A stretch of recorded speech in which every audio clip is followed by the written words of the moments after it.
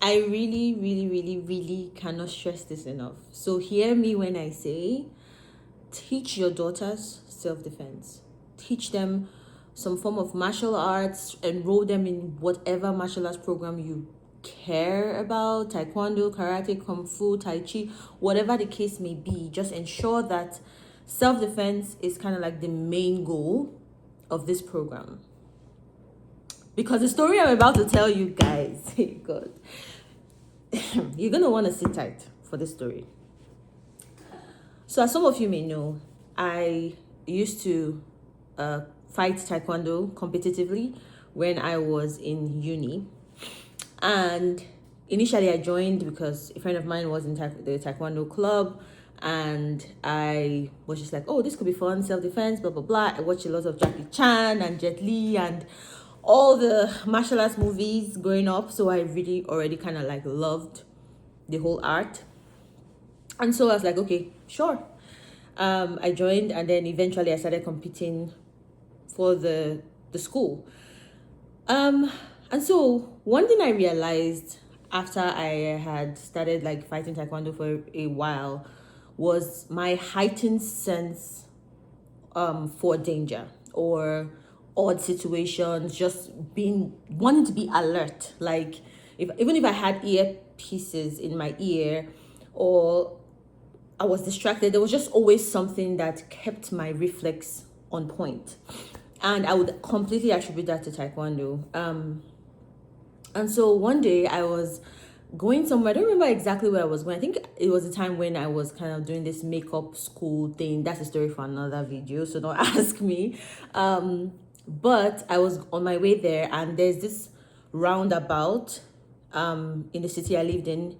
It's called Ring Road, and it's really busy. People are like always walking, crossing the road, waiting for buses, whatever it is, people are selling. So it's like really busy, really kind of in my mind, high alert, be careful, watch your bag, watch everything so that it doesn't get stolen. So I was walking really fast. I walk really fast. And I had this, sling bag across my chest. And I think I had an earpiece in my ear, but I can't remember right now. So I keep walking and I'm just on my own, doing my own thing. And then I feel this pull, like someone pulls me back with my bag. And I'm like, what? In my mind, my brain just like, I literally see black.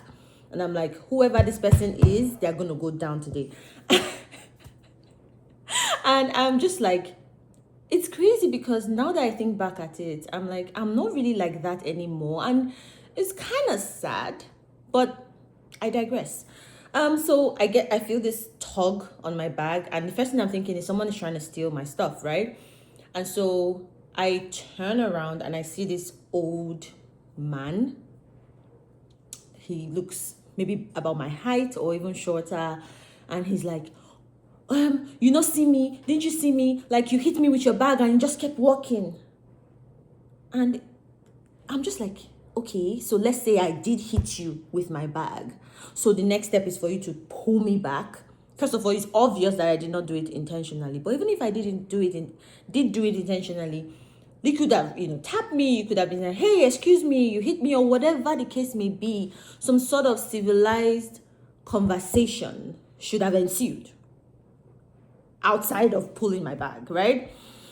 And so I turn around and I see this man and he's yelling at me and talking all sorts of obscenities and stuff. And the next thing that in my mind, I'm just like, I'm going to take this man. I'm going to beat the crap out of this man. And so if you know martial arts, you know like this spare hand and literally to your chest like this, right? You can literally break someone's sternum or rib cage or whatever it is you're pointing at, neck, if you're going for the kill. So I literally just, luckily for me, I say luckily for me because I really do not want anybody's, injury or worst case scenario on my hands, and it would have not been a fun day, especially in such a crowded place. So I would say luckily, I kind of calm myself. So I kind of like put my hand right here on his chest and I pushed him back, like kind of like, hey, chill. And so I pushed him back, and immediately I could see the fear just enter his eyes, and he's like, oh my God, like he in his, I'm sure his life flashed before his eyes, because it's like he did not expect that reaction from me. He really thought that this was the day he was going to just bully another random girl walking on the street doing her own thing. And so I push him and I'm like, don't you ever try that rubbish again. And so as I did that, he starts to scream, right? He starts to, call for help. Oh, hey, this girl wants to beat me, oh, blah, blah, blah, blah, blah. And I'm like, so again, this is the second part of the story, because at this point, I'm again high alert, and I'm like, okay, I do not want a situation where there's a crowd gathered, people I do not know, I'm alone here, I'm a woman. I really do not want to be found in this kind of situation. And that's another thing that you are taught in self-defense. Like, apart from literally fighting your way out of stuff, if you see an opening, run, like literally run. And so immediately I saw that that was happening, I looked around me. I was like, okay, this is the time to get out of here. So I, made sure that I had everything with me. And I literally just turned around and just kept walking and walking fast. And I heard people say, hey, hey, hey. And I just like did not answer. I just kept walking fast and I'm going where I was going. So what is the moral of this story? The moral of this story is teach your daughters martial arts so that they can beat the shit out of any old man who is trying to try them on the streets. Okay?